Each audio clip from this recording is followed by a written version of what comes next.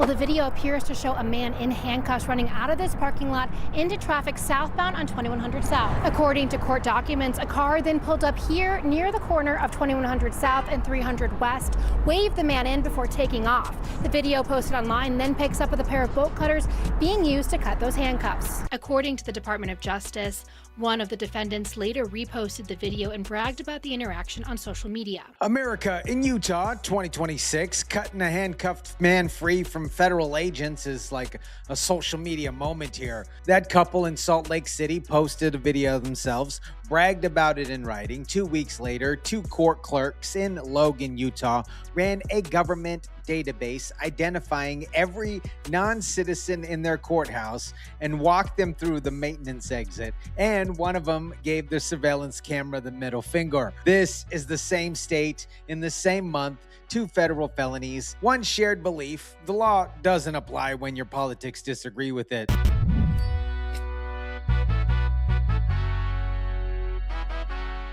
Court clerks acted as, quote, self-appointed anti-ICE vigilantes who took the law into their own hands when they learned an ICE agent was at the court to execute an arrest warrant against a suspected illegal immigrant. What is up, guys? TYSON DELACRUZ here. Thank you so much for rocking with me. April 9th, 2026, Logan City Municipal Justice Court, a federal ICE agent walks into an arrest warrant for one person, the man with an active enforcement order who had a hearing that particular morning. Legal warrant here, legitimate authority. This person by the name of Jennifer Joma, 27, and Lauren Morrow, 26 years old, court clerks, by the way, sworn officers of the court, by the way. They learned that the agent is inside the building, and what they did next is in the federal indictment and confirmed by the United States Attorney's press release. Database first. So database first. Before anybody moved towards the exit, they queried. So they looked into the court's own management system. They were like little hackers to locate every non-citizen. They were like, okay, we want to take this amigo. We're going to take this amigo. Okay. And then they looked on the day's docket. 3 people came up, including a man with the warrant. Another unnamed clerk closed the judge office door to cut off the line of sight. All 3 were en route through the maintenance exit. Jennifer Joma drove them away and then came back. What the cameras captured when they returned, and find the specific phrase that she used in regards to the gesture specifically here. According to the U.S. Attorney's Office, Joma and Morrow were caught on camera waving, smiling, and putting up a middle finger after helping the group evade arrest. Brandishing an obscene gesture during the course of an alleged federal offense is never likely to inspire prosecutors to look the other way. The middle finger, they gave the camera the bird. The burr. The burr's the word, okay? No defendant with that footage walks into the courtroom and argues confession or panic here. The prosecution doesn't look the other way, not on a federal warrant, not with the camera footage, not when the compassionate mistake, quote unquote, waved the bird and smiled, okay? Federal charges here. Conspiracy to transport and harbor illegal hombres, harboring illegal aliens, obstruction of DHS proceedings. Jennifer Joma adds a transportation count here. Combined exposure up to 25 years. These people, and you know who these people are, these white liberals, these white liberal women are saving people that aren't even supposed to be in this country. Now, the case that nobody ran next to this one, Salt Lake City, 2006. Of course, Home Depot parking lot. 2100 South. Federal agents executing a targeted enforcement action. One detained man runs into traffic, okay? He runs into traffic, handcuffed, okay?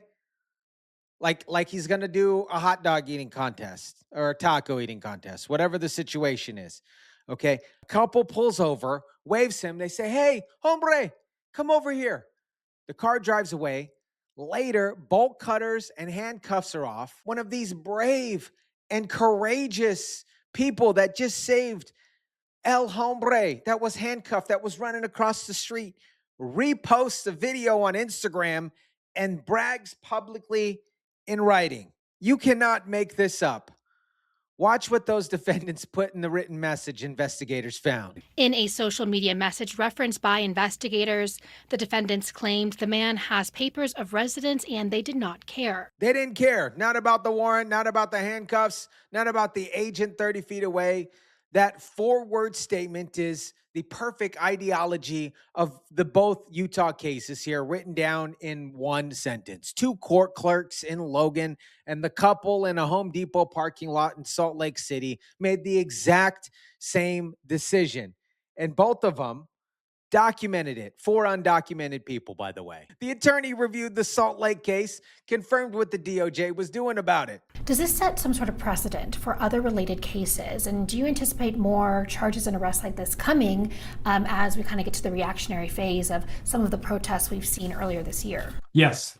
You can definitely anticipate more arrests occurring, largely because part of the reasons why arrests and charges would occur is the idea of trying to prevent these things from happening. More coming, mass coming, okay? The Department of Justice is not treating these as isolated, sympathetic cases here.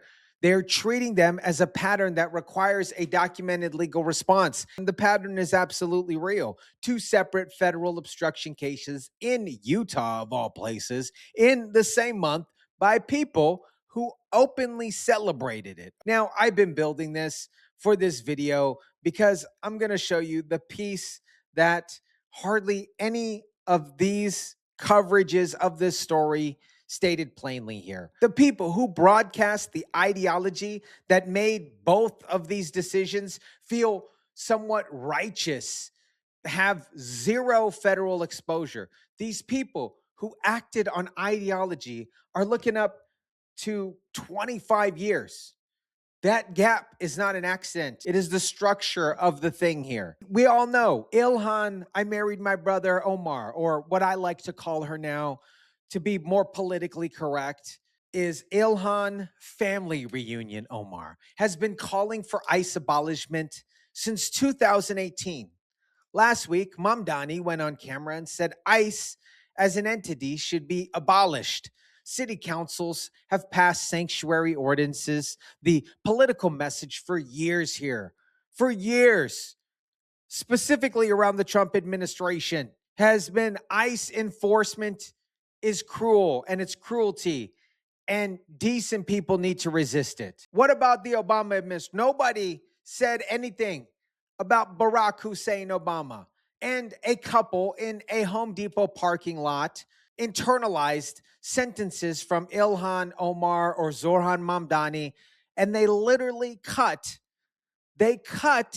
El Hombre's handcuffs off. And 2 clerks in Logan ran a government database. They tapped into the matrix like Neo and acted like operators. And everybody who did these things and all the white liberals jumping in front of ICE vehicles, they think that they are heroes in their own story. Like somebody's going to create a comic book about white, overweight women liberals. Okay, no, it's not going to happen because the story that they've been given thinks that they're some superhero or some crap like that. Watch how the defense attorney describes the Clerks case and their arrangement here, because his words tell you exactly how far their ideology has traveled. We're talking about people who have 0 criminal history, people that are good, hardworking. And I mean, you also have some other issues going on with, the political climate today. Jennifer is a sweet, wonderful person, and it's a tragedy to see that she's in this situation right now. It's always the same thing. They're good, hardworking, they're sweet, they have 0 criminal history. They're good, hardworking, sweet, and have 0 criminal history.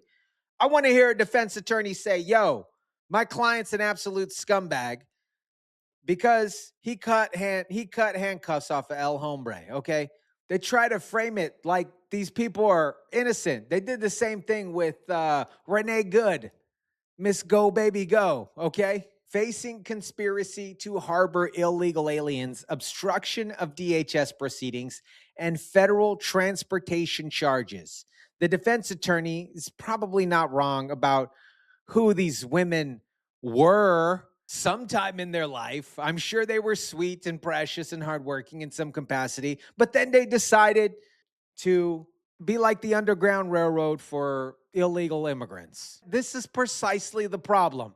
The ideology that says ICE must be resisted is spread so far everywhere. Even people in Utah are doing this, that they opened up a government database on Wednesday morning and made felony decisions, not because they're lifelong criminals, because the political class that they're associated with has spent years telling them that the people with the warrants and that are here in the country illegally are the good guys. Federal enforcement arrives. People inside the system with official access to these tools use it to access and reverse federal action. The politicians who normalized these reversals don't appear in the indictment. They didn't in the Renee Good case, in the Petty case. They're not going to show up here too. The people who believed the people show up in the indictment. America, of course, there is a GoFundMe for these two women. Her brother posted it the day that Jennifer was arrested while dropping her daughter off at daycare. What an idiot. He describes the whole thing as nothing more than compassion. And I believe him. I got to give him benefit of the doubt. I believe him. And honestly, that compassion doesn't appear in the federal statute. Title 8 of the United States Statute Code has no compassion exemption for obstructing a DHS warrant. Ilhan, family reunion Omar, who had spent 8 years calling for the abolishment of ICE, has never once faced a federal charge for broadcasting that position. Lauren Morrow, 26 years old, who believed that broadcast, accessed a government database on Wednesday and is now looking at a federal trial as early as August. This is the same playbook. This is the exact same playbook that brainwashes these people.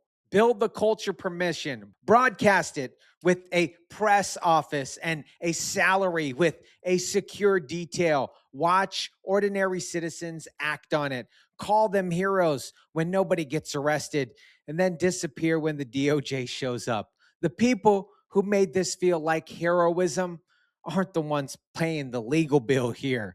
Let me know what you guys think about this insane story here. Drop it down in the comment section down below. Smash the like button if you kindly would. Share, subscribe. And as always, guys, I'll catch you on the next one.